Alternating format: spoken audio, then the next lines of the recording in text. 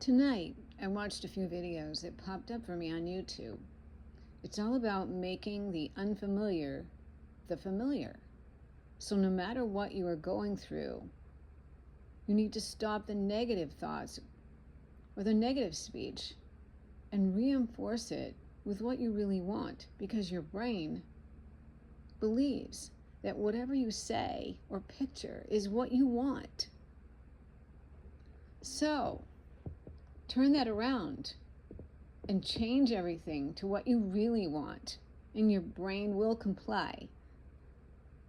This woman was amazing, and I had never heard of her or seen her, but would love to have a chat with her. It's all about going back to that child that existed, who may not have been treated the way that they should have been, or had things said to them that reinforced negatives in their mind, that they were not good enough, or any other sort of statement like that. And it can still affect you today.